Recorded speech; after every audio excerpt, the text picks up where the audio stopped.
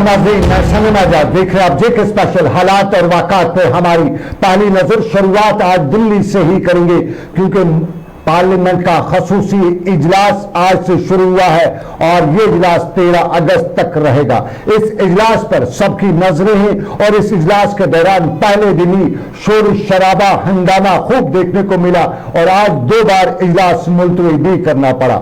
सुबह सबसे पहले ऑब्जरी मोशन पास कराई गई और इस ऑब्जरी मोशन में उन सभी लीडरान को, उन सभी लोगों को खिराज अकीदत अदा की गई जो इस इजलास और पिछले इजलास के दौरान इस दुनिया से चले गए हैं। और आज जिनको खिराज अकीदत पेश की गई उनमें मरहूम दलीप कुमार, मोहम्मद यूसुफ खान उर्फ दलीप कुमार भी मौजूद थे। और ऑब्जरी मोशन के बाद हस्ब रिवायत वज़ीर-ए-आज़म को आज काबीना में नए वज़रा का तारुफ भी, काबीना के नए वज़रा का तारुफ भी करार था। लेकिन अपोजिशन कल से ही हंगामा बर्पा करने पर तोले हुए थी। तो यूं जैसे ही कार्रवाई शुरू होने लगी तो अपोजिशन ने हंगामा किया, पेट्रोल की मार पर वाविला किया, महंगाई भी कोरोना भी रोया, कोविड पर भी बताया कि सरकार नाकाम है और मसाइल के हवाले से भी यहां अपोजिशन खासतौर पर कांग्रेस ने सरकार को घेरे में खड़ा करने की कोशिश की। और इसी दौरान स्पीकर को आज का इजलास सुबह पहले मुलतवी करना पड़ा। दोपहर 2 बजे का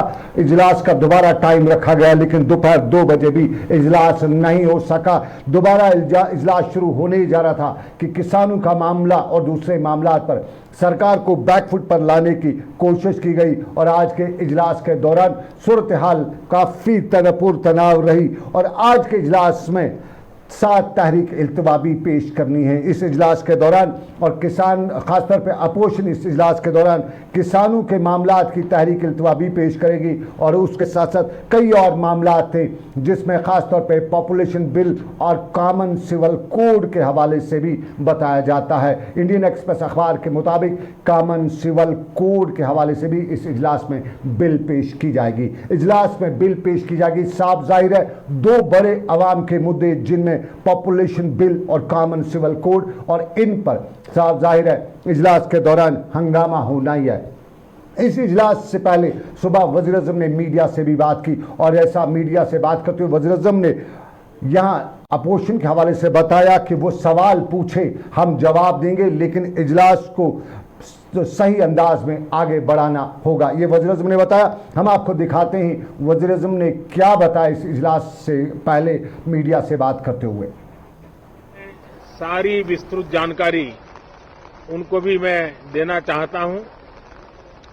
तो हम सदन में भी चर्चा चाहते हैं और सदन के बाहर भी सभी फ्लोर लीडर से, क्योंकि लगातार मैं मुख्यमंत्रियों से मिल रहा हूं, अलग अलग फोरम में सब प्रकार की चर्चा हो रही है, तो फ्लोर लीडर से भी मैं चाहता हूं कि सदन चल रहा है तो एक सुविधाजनक होगा तो रूबरू मिलकर के उसकी बात होगी।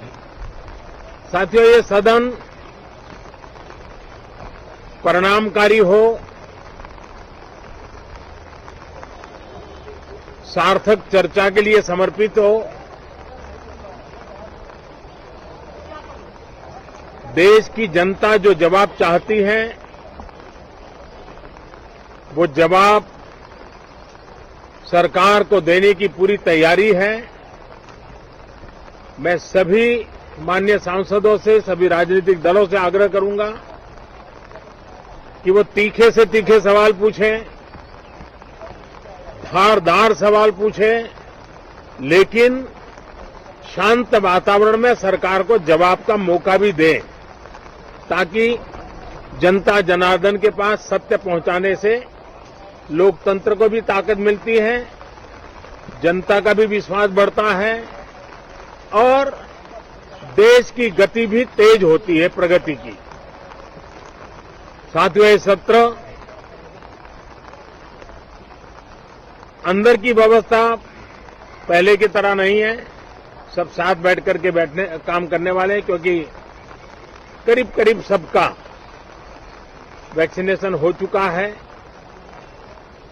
मैं फिर एक बार आप सभी साथियों का बहुत बहुत धन्यवाद करता हूं और आपसे भी आग्रह करता हूं, आप खुद को संभालिए और हम सब मिलकर के देश पार्लियामेंट का खसूसी इजलास, वज़ीर-ए-आज़म का मीडिया से खताब, मीडिया से बातचीत, तेज तरार सवाल पूछिए जवाब सरकार देगी, ये बताया वज़ीर-ए-आज़म ने। लेकिन इस इजलास के दौरान दो बड़े मुद्दों पे पहली नजर है पॉपुलेशन बिल और उसके साथ साथ कॉमन सिविल कोड बिल। ये दो बिलें इस इजलास के दौरान इंडियन एक्सप्रेस अखबार के मुताबिक लाई जाएंगी।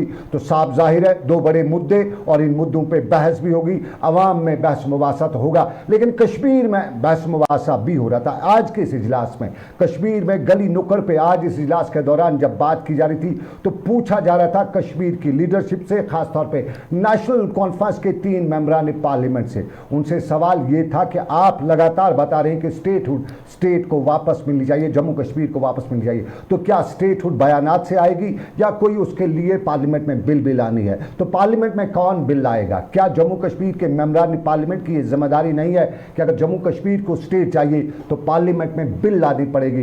तो उस बिल की शुरुआत कौन करेगी? क्या ये तमिलनाडु का एमपी करेगा, मद्रास का करेगा या किसी और स्टेट का? क्या जम्मू कश्मीर के एमपी को, चाहे वो नॉर्थ कश्मीर का हो, साउथ कश्मीर का हो या सेंट्रल कश्मीर से फारूक अब्दुल्ला जैसे तेज तरार लीडर है, क्या वो ये बिल ला नहीं सकते? क्या उन्होंने इसके हवाले से कोई पहल की है? ये सवाल शहर में पूछा जा रहा था और कुछ लोग कहते थे कि काश कोई ऐसा लीडर हो जो पार्लियामेंट जाके कश्मीरियों की रहनुमाई या रहबरी कर सके। ये काश की बात थी। तो काश मौसम ठीक हो जाए, ये आज कश्मीरी भी कर बहता रहे थे, क्योंकि मौसम ने जो अंगड़ाई ली है उसने जनूबी कश्मीर को कम अज़ कम हिला के रखा हुआ है। पिछले 24 घंटों के दौरान महकमे मौसमियात ने पहले ही बताया था कि बारिशें होंगी और ज़ोर की बारिशें होंगी, और ये तस्वीर साउथ कश्मीर के अनंतनाग के पोहरू के इलाके की, और पोहरू से लेके खडवनी तक तेज़ तरार बारिशों के बाद जो बादल बरसे, बादल फटे, पहले बरसे फिर गरजे और फिर फटे, और फटने के बाद ये तुग़यानी जैसी सूरत-ए-हाल, ये साउथ कश्मीर के कई इलाकों में नदी नाले भी अपने बांध फैलाने लगे, और नदी नालों के साथ साथ गली कोचों से लेकर घरों तक पानी ऐसे घुसाया जैसे सैलाबी सूरत-ए-हाल हो। और इस सैलाबी सूरत-ए-हाल की चेतावनी, या यूँ कहें सरकार ने, महकमे मौसमियात ने पहले ही इस हवाले से बता दिया था कि 21 तक ये सूरत-ए-हाल रहेगी। कहीं पे भी बादल फट सकते हैं, ख़ासतौर पे ऊपरी पहाड़ी इलाकों में बादल फटेंगे, तो बादल फटने के बाद जो पानी के रेले आएंगे वो निचले इलाकों में आएंगे। और बिल्कुल वही हुआ जिस तरह सोनम लोटस ने पहले बताया था, और सोनम लोटस ने बताया है कि ये जम्मू कश्मीर का एंटायर जम्मू कश्मीर में होगा, सिर्फ कश्मीर में नहीं होगा। और पिछले 24 घंटों के दौरान बारिशें भी हुई हैं। कल का दिन आपको याद होगा पिछले सारे रिकॉर्ड तोड़े हैं, और गर्म तरीन दिन पिछले 8 सालों का कल का रिकॉर्ड दिन था। 35 से ऊपर का दर्जा हरारत, और 35 से ऊपर के दर्जा हरारत के बाद कुछ राहत इन बारिशों से, इस तुग़यानी से मिली तो सही, लेकिन तुग़यानी ने नुकसान भी बहुत किया। वो किस्मत अच्छी रही, ये बारिशें, ये सब कुछ तूफान रात के वक्त आया, सुबह जब नींद से लोग जागे तो उनके इलाकों में, उनके घरों तक पानी पहुंच चुका था, वरना दिन के वक्त आता, दिन के वक्त बादल फटते तो ऊपर वाला बचाए, नुकसान भी हो सकता था। और इसी सूरत-ए-हाल से लेकर से निपटने के लिए इंतजामिया को भी हमने मुतहरिक देखा, हमने जिला तरक्याती कमिश्नर को मुतहरिक देखा, हमने कुलगाम से लेकर बडगाम तक हर जगह डिस्ट्रिक्ट एडमिनिस्ट्रेशन को मुतहरिक देखा, और ख़ासतौर पर पहाड़ी इलाके वाले अजला, चाहे वो बांडीपोरा हो या कुपवाड़ा हो, हमने जिला तरक्याती कमिश्नर को सुबह सुबह अपने अपने इलाकों में गश्त पर देखा। और गश्त करते हुए लोगों को यह भी बताया जा रहा था कि अभी महकमे मौसमियात ने और बताया है कि 21 तक ये सूरत-ए-हाल रहेगी, तो ख्याल रखिएगा और ख्याल में अपने जान माल की हिफाजत भी करिएगा। कुछ लोगों से बात की, हम देखते हैं क्या बता रहे हैं हमारे नुमाइंदे, क्या बता रहे हैं, जरा सुनिए उनकी भी। यहाँ चावल खत्म हो गया है, पानी घुस गया है, ये पानी भी खत्म हो गया है, बहुत परेशानी हो गई हमको। कोई एडमिनिस्ट्रेशन की तरफ से यहाँ पे कोई नहीं आया, कौन आया है? कोई नहीं आया। हमने फोन भी किया, बिल्डोजर वालों के लिए भी कहा कि वहाँ जो ये केपी रोड पर ये पुल है, वहीं से पानी की ये जो निकास है बंद हो रही है, इसी ने हमें सब प्रॉब्लम कर दी है। हमने 3, 4, 5 साल से पहले ही एडमिनिस्ट्रेशन को आगाह किया है कि इसकी मरम्मत किया जाए, या इसकी ये जो पुल है इसको कुशादा किया जाए, तो किसी ने इसकी तरफ कोई तवज्जो नहीं। आज सठा मुश्किल गसन बुनी आब आज महत्वाना का सठा मुश्किल गसन आज करे इन सठा गुंजाइश सारे वनाव आज के तुम कदुल कुल पहम अम सठा करना मुश्किल परेशानी आज के कोई के बीमार सुकोट कैसा नबर मकान कौन अफसान के मकान सुने के सोरू से गीत पर गम से त्राड़े पत्थर है त्याने के तो की मंचू मंदिर क्या सब्जी मंकर को मेहरबानी और मैं हुकूमत दापोस ये दिस इज सब खास तो दो आईडी पर प्लस मत करो ऐसे से आप बहुत अच्छे सेटअप ये कुदरत का कहर जनूबी कश्मीर में गए मुख्तलिफ इलाकों में, और कुदरत के कहर के हवाले से महकमा मौसमियात ने बताया है कि 21 तक जम्मू कश्मीर में ये सूरत हाल रहेगी। जम्मू के हवाले से महकमा मौसमियात ने बताया कि 22 को भी कुछ हाल ऐसा ही रह सकता है, और अब की बार ईद पर हल्की हल्की बारिशें भी हो सकती हैं, महकमा मौसमियात ने बताया।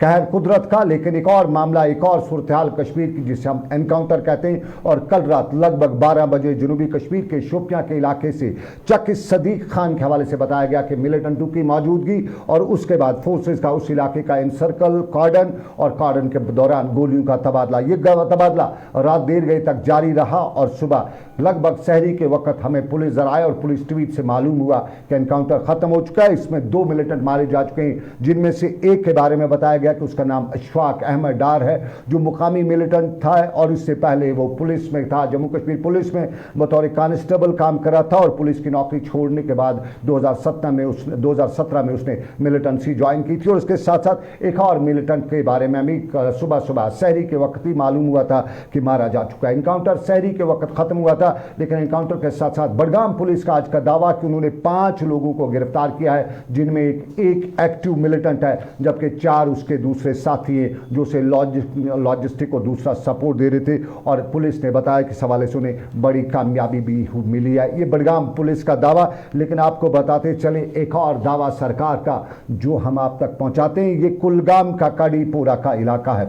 आपके टेलीविजन स्क्रीन पर ये तस्वीर महकमे सेहत के वो कार्ड से जिन पर लिखा हुआ है कि यहाँ पूरे गाँव में बीमारी फैली हुई है, और हमारे नुमाइंदे ने कुलगाम से हमें बताया है कि पूरे इलाके में अब तक 9 बच्चों की सर्जरीज आ चुकी हैं, और ये सर्जरीज आने की वजह डॉक्टरों ने बताया कि अपेंडिसाइटिस है, लेकिन मुकामी लोग कहते हैं कि पाइपों से गंदा पानी पहुंचाया जा रहा है, और इस गंदे पानी की वजह से इलाके में वबाई बीमारी फूट पड़ी है। ये काडीपोरा कुलगाम का इलाका, और ये बुजुर्ग से लेकर दूसरे लोग महकमे सेहत के अस्पतालों की वो तस्वीर या वो अकसबंदी या यूं कहीं वो प्रिस्क्रिप्शन मीडिया को दिखा रहे हैं, जिनमें पूरे इलाके के लिए बीमारी ही बीमारी लिखी गई है, और इलाज यहाँ अस्पतालों में चल रहा है। लेकिन वजह क्या है? आम लोग कुछ और वजह कहें, लेकिन मुकामी लोग कोई और वजह मानने को बिल्कुल तैयार नहीं है। बता रहे हैं कि यहाँ PHE की पाइपें सदियों पुरानी है, और उन पाइपों से गंदा पानी इलाके को सप्लाई किया जाता है। तो साफ जाहिर है वाटर बॉर्न डिजीजेस का एक बड़ा पैमाना होता है। तो वाटर बॉर्न डिजीजेस की ये तस्वीर जो है, ये पाइपों की तस्वीर हैं, जंग आलूदा पाइपें, और इन पाइपों से जो पानी गुजरता होगा वो कितना जंग आलूदा होगा, वो यहाँ के लोगों की किडनी का कितना ख्याल रखता होगा, वो यहाँ के लोगों का लिवर का क्या हाल करता होगा, और फिर यहाँ हेपेटाइटिस से लेके दूसरी बीमारियां ना हो तो क्या हो। मुकामी लोगों के साथ हमने बात की, हमने PHE हुकाम से भी बात की। जरा सुनिए क्या कहते हैं मुकामी लोग, क्या कहते हैं हुकाम। आब मसल असा खैदार पाइपों मज पकान आब यह इम्प्योर वाटर यह साफ कह न फिल्ट्रेशन प्लांट तम साफ करने खतर तो लिहाजा कर head of the department irrigation department तोत हसा गई तमो नसा दुत तवज्जो तक कहीं तो गई 4 लट ये गई कह बेमार सैनिस गामस मज साइमा सजाद नईमा अख्तर यह क्या चोरन यमन वर्मी फार्म अपेंडिक्स आउट कोरुक यह सा बॉडी मज वन आला हुकामन तान यह रिक्वेस्ट वातना DC साहबस तमन वन हे तुम करो सा यह मसला हल अगर तुम प्योर वाटर दियो तो तेल हसा ठीक अगर तुम इम्प्योर वाटर दियो तेल तुड़ो सा पाइप थोद लिहाजा कर पाइप तेल हसा चमो कोला हमें ऑलरेडी अलॉटमेंट हो चुकी है, लेकिन कुछ चेंज जो फाइनेंशियल गाइडलाइन चेंज हो गई थी। अब कंट्रैक्टर्स को खुद पाइप सप्लाई जो भी हम जो क्वालिटी कंट्रोल प्रोक्योरमेंट डिवीजन से हम प्रोक्योर करते थे वो अब कंट्रैक्टर को खुद ही लानी है। वो उसमें लाई है, उसमें विजिट भी हो गया है, लेकिन अभी उसमें रिपोर्ट नहीं आई। जैसे ही रिपोर्ट आएगा तो वो सारा डिस्ट्रीब्यूशन सिस्टम हम नया उसमें लगा देंगे। बाकी रहा वो क्वालिटी का इशू, ऐसा तो कोई मतलब सोर्स कंटेमिनेशन नहीं है, इंटरनल डिस्ट्रीब्यूशन भी कंटेमिनेटेड नहीं है। लेकिन एक बात है, वहाँ के जो लोकल है वो गांव में एक स्प्रिंग है, उसमें से खुद पानी पीते हैं। हो सकता है उसमें कुछ कंटेमिनेशन हो, उस वजह से कुछ इन्फेक्शन डिजीज होने का खतरा है। मैं लोगों से ये गुजारिश करना चाहता हूँ कि उसका टेस्ट रिपोर्ट करके उसके पानी को पीने के हवाले। चलिए, ये नौगांव कुलगाम का खाड़ीपुरा गांव के लोग आवाम की मामला और एलजी तक, रियासत के एलजी तक अपील करते हुए बताया जा रहा था कि उनके इलाके को गंदा पानी पहुंचा जाए। और आपने इंजीनियर की आवाज़ भी सुनी, आपने इंजीनियर को भी देखा, बताया कि लोग वहां खुद एक चश्मे का पानी पीते। साफ जाहिर है ये बात आपको शायद हजम नहीं होगी, क्योंकि जब पानी साफ नलके का, सरकार का साफ प्योर फिल्टर पानी मिलेगा तब तो उससे पिया जाएगा। जब वो फिल्टर नहीं होगा तो तब लोग मजबूरी के आलम में चश्मे का पानी पिएंगे। जिम्मेदारी किसकी? ये जिम्मेदारी पल्ला झाड़ने वाली है। यह बयान जो है पल्ला झाड़ने वाले है। कुछ और अदलिया इंसाफ के तकाजे पूरे होने चाहिए। लोगों को मरने पे छोड़ा नहीं जा सकता, क्योंकि गंदा पानी पीने से लोग मर जाते हैं, लोगों को बीमारियां हो जाती हैं। और बीमारियां यहाँ कश्मीर में लोगों को माली और जानी दोनों तरह से ख़त्म करके रखती हैं। और अब हम दूसरी बीमारी पे चलती हैं जो हमारे महकमे सेहत की बीमारी है। आपके टेलीविजन स्क्रीन पर हम कुछ तस्वीर दिखाएंगे। ये तस्वीर हैं नौगाम के एनटीपीएचसी की, सोनावारी का नौगाम का एनटीपीएचसी। और इस खातून को देखिए, ये खातून यहाँ इलाज कराने आई थी। ये खातून दर्द ज़ेम से मुब्तला थी, इससे पहले यहाँ पे पहुँची थी। डॉक्टरों ने इसको ड्रिप लगाया। ये 2 बजे यहाँ पहुँची, डॉक्टरों ने इसको ड्रिप लगाया और ड्रिप लगाने के बाद यहाँ के तिबी अमले ने प्रिस्क्रिप्शन दिया, इसको तिबी अमले ने उसको ड्रिप लगाया गया, अंदर वार्ड में रखा गया। और 4 बजे अस्पताल बंद करके सारा अमला चला गया, दरवाजे को ताला रखा गया। ये खातून अंदर रही, यहाँ कोई इसका पुरसा निहाल नहीं था। और इस मामले के बाद जबकि इसके घर वालों ने अपनी इस बहू को तलाश करना शुरू किया तो पता चला वो तो अस्पताल अंदर गई थी, तब से वापस नहीं निकली है। कहाँ गई? अस्पताल बंद था और अस्पताल बंद होने की वजह से सारे इलाके में हंगामा बरपा हुआ। लोग पहुँचे और यहाँ पे उस अस्पताल में जिसके दरवाजे पे ही लिखा है कि आयुष्मान भारत, उस भारत के अस्पताल का ये हाल कि बीमार अंदर, बाकी बाहर अपने घरों में। और बाद में यहाँ बड़े बेकसम पुरसी के आलम में लोग आए, यहाँ इंतज़ामिया को बुलाया गया और फिर इस खातून को यहाँ इस अस्पताल से निकाला गया, वार्ड से बाहर निकाला गया। वो किस्मत भला इसकी अच्छी थी कि इसके साथ जो दूसरी खातून थी उसने इसका ड्रिप वगैरह खुद निकाला है, किसी तरीके से शायद वो कुछ उसको जानकारी थी उसने निकाला। लेकिन यहाँ पूछने वाला हमारे तिबी शोबे का कोई नहीं था। लोगों की ज़रा सुनते हैं, वो खुद बताते हैं कि क्या है ज़मीनी सूरत-ए-हाल। जब मे ग्लूकोज लग तम दो मे सुले नीर बत साफ कहें तन पत आ बेक पेशेंट के शफीका तम दिस मे 2 लट नजर पत कर सह गो दह यह गो साफ तम दिस नजर तन पे कलुफ कोर्मुत आंधियत बंद मे कोर पान 3 बज मे कोर पे पान ग्लूकोज बंद ना कहें कहें टोटल मे कोर पान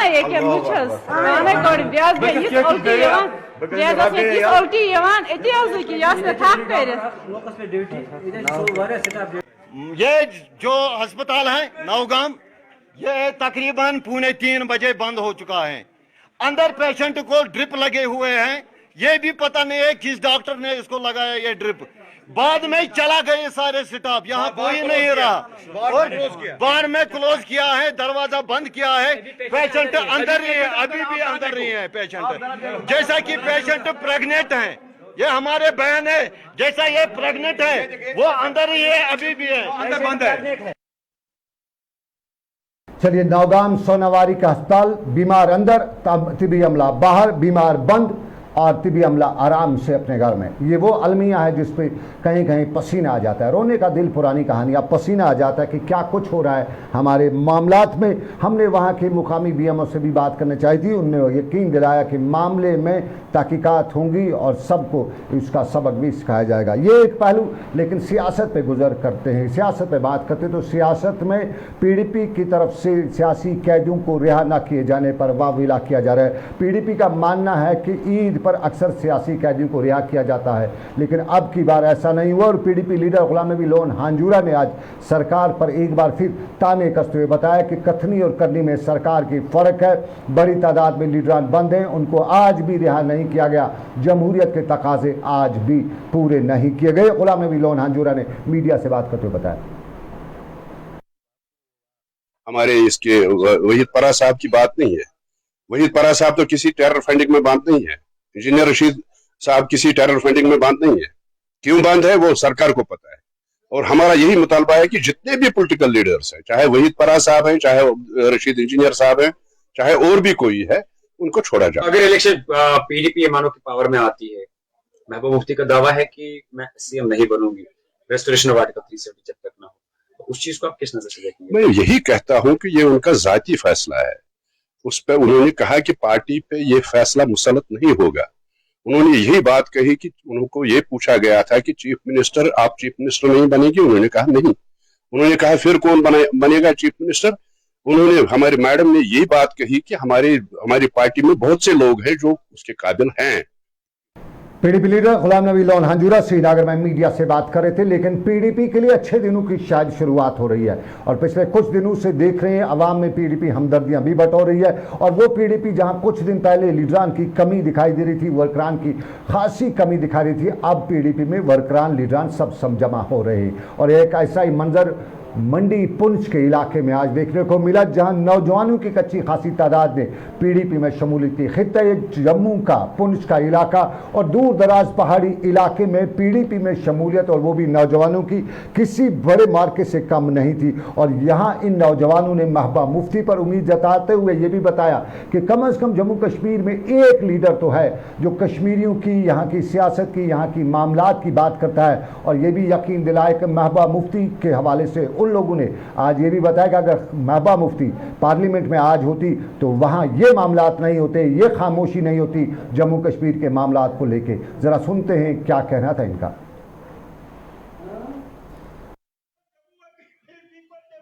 सरपंच फारूक साहब जो पिछले 30 साल से नेशनल कॉन्फ्रेंस के यहाँ पे एक अहम रुकन हैं और 2 बार सरपंच भी रह चुके हैं। यहाँ पर तारक मंजूर साहब हैं जो 2 बार सरपंच रह चुके हैं और इस वक्त फॉरेस्ट राइट कमेटी के यहाँ चेयरमैन हैं। अगर हम बशीर बांडे साहब की करें, ना सिर्फ एक इलाका साहबजियाँ की एक प्रोमिनेंट फिगर हैं, बल्कि साथ साथ इनका ये पंचायत में नायब सरपंच भी हैं। उसके अलावा हमारे साथ यहाँ पर शबीर जो हमारे पंच हैं छेला ढांगरी से, इरफान राथर साहब जो एक प्रोमिनेंट फिगर हैं छेला ढांगरी की पंच भी हैं, वो भी शामिल हुए हैं। उसके साथ हमारे साथ तनवीर तांत्रे साहब की क़यादत में बहुत सारे साथी जो हैं, आज इनका जो यूथ का जत्था है। चलिए, पीडीपी के लिए अच्छे दिनों की शुरुआत और पीडीपी के हवाले से लोगों में काफ़ी पॉजिटिवनेस अब देखने को मिल रही है। लेकिन आपको नाज़रीन बताते चलें, पॉजिटिव हम बहुत हुए हैं, हम कोविड में बहुत पॉजिटिव हुए, लेकिन अब उम्मीद है कि हम आहिस्ता आहिस्ता इस पर कंट्रोल कर लेंगे। लेकिन कोविड की तीसरी लहर का मुकाबला भी करना है और इस तीसरी लहर के हवाले से एक्सपर्ट बता रहे हैं कि कभी भी आ सकती है। और इसी तीसरी लहर और ईद के हवाले से आज जिला तरक्याती कमिश्नर बांडीपुरा डॉक्टर उवैस ने एमआई मसाजिद उलमा और दूसरे मोअज़्ज़ज़ शहरियों से मुलाकात मीटिंग करने के बाद ईद के हवाले से इक़दाम उठाने पर जोर दिया और ये भी बताया कि ईद मुक़द्दस त्यौहार है, इस पर सबको बाहर ईद नमाज के लिए जाना तो है, लेकिन उस तरह से जाना है कि यहाँ कोविड जो गाइडलाइंस हैं उनकी खिलाफ वर्जी न हो और बड़ी तादाद में लोग मसाजिद में जाएँ तो सही, लेकिन मसाजिद में SOPs का खास ख्याल रखें। डॉक्टर उवैस बांडीपुरा के जिला तरक्याती कमिश्नर ने लोगों से भी अपील की कि वो ख़रीदारी के दौरान जब बाहर बाजारों में जाएँ तो जमघटा ना करें, ख्याल रखें। कोविड की तीसरी लहर है और उस कोविड की तीसरी लहर से पहले हमें तैयारी पूरी करनी है। इधर जिला तरक्याती कमिश्नर कुपवाड़ा इमामुद्दीन ने भी आज ऐसे ख्यालात का इज़हार किया और कुपवाड़ा में जिला तरक्याती कमिश्नर इमामुद्दीन ने लोगों से मीटिंग के दौरान ये भी बताया कि इलाके की सूरत-ए-हाल काफ़ी बेहतर हो रही है, कोविड से हम लड़ते लड़ते कामयाब भी हो रहे हैं और हमें चाहिए कि इस ईद पर हम ईद करें, खुशी मनाएं, लेकिन उस तरह से ना करें कि आने वाले दिनों में हमें कोई बड़ा सदमा ना झेलना पड़े। इमामुद्दीन कुपवाड़ा, लेकिन ईद पर अक्सर देखा गया है कि बड़ी तादाद में लोग पहाड़ी इलाकों का रश कर जाते हैं, ईद पे वीकेंड मनाते हैं, लेकिन वीकेंड सरकार ने अब बंद कर दिए हैं। गुलमर्ग के वीकेंड पर भी पाबंदी है और गुलमर्ग के साथ साथ सोनमर्ग के वीकेंड पर भी पाबंदी लगाई गई है और अगले इस शनिचर इस एतवार को गुलमर्ग, सोनमर्ग या दूसरे सेहत अफजा मुकामात पर आम कश्मीरी को जाने की इजाज़त नहीं होगी। सिर्फ वही जा सकता है जिसके पास खसूसी पास होगा। सयाहों के हवाले से यही है कि सयाहों को इजाज़त होगी और वो भी उस सयाह को जिसकी वहाँ के होटलों में ऑलरेडी बुकिंग की गई होगी। और गुलमर्ग से लेके टंगमर्ग और टंगमर्ग से लेके सोनमर्ग और दूसरे सेहत अफजा मुकामात पर अगर आप इस ईद पे जा रहे हैं तो ख्याल रखिएगा ज़रूरी आपसे कि आप अपने SOPs गाइडलाइंस जितनी भी हैं उनका ख्याल रखिएगा। और तीसरी लहर के हवाले से भी आपको बताते चले कि तीसरी लहर एक्सपर्ट्स बता रहे आ सकती है, लेकिन हमारे एक्सपर्ट्स का एक और मामला, हम सोपोर का आपको रुख करेंगे। सोपोर के हवाले से एक्सपर्ट्स बताते हैं, हमारे जो पुराने बड़े लोग थे सब कहते थे कि सोपोर छोटा लंदन है, फिर उसके 3 R भी नाम पड़े, रब, रुपए, रेड, यानी सोपोर में रब कीचड़ बहुत है, रेड़ा भी वहाँ बहुत है और उसके साथ साथ रुपया भी साथ है। रुपया वक्त की मार खाते खाते तो गिर गया, लेकिन रेड़ा और उसके साथ साथ रब आज भी है। सरकार ने उसी रब यानी कीचड़ का मुकाबला करने के लिए महाराजपुरा के इलाके में पुल तामीर करने के अहकाम जारी किए। एक अच्छी खासी रकम भी उसके लिए सरकार ने वागुजार की, लेकिन 2013 में काम शुरू हुआ। अभी पिदरम सुल्तान बूद वाली कहानी बता रहा है, ये पुल जो तब बना था जब यहाँ स्टेट हुआ करती थी, जब यहाँ 370 हुआ करता था, लेकिन यूटी से लेके नए कवानीन के बीच में भी इस पुल पर, सोपोर के महाराजपुरा के पुल पर ना तो काम हो रहा है, ना मजदूर दिखाई दे रहा है, ना ठेकेदार कुछ खास कर रहा है। और माना जा रहा है कि जितनी ज़्यादा देरी इस पुल में होगी उतना ठेकेदार का, इंजीनियर का फ़ायदा, ये वहाँ के लोग कहते हैं। और अक्सर लोग कहते हैं कि आखिर वो जाएं तो जाएं कहाँ। सास्त्रवास मत लगे कम तत पे मान खोलस बीन आग जो थक बीन खल तत पे दिख नजर वो वन तो खुदा पे अस क्या कर ये वोक गए खुश कदल बनावान यह कर हो कर कहें अस दोद सिनिस अत दोब गुमत खान गुमत या सड़क त्रावान कहें हम दपान ना कदल यह कदल वो कर ये मरो तो तेल यह सा यह कदल अत कम कर ठेकेदार कत ठेकेदार अगर रुपये रच तुम कत थ तुम क्या चलिए, सोपोर की बुजुर्ग खातून और ये सोपोर की महाराजा पुल के हवाले से, महाराज के पुल के हवाले से बता रही है कि एक उम्र शायद इस उम्र में वो इस पुल को बनते नहीं देख सकेगी।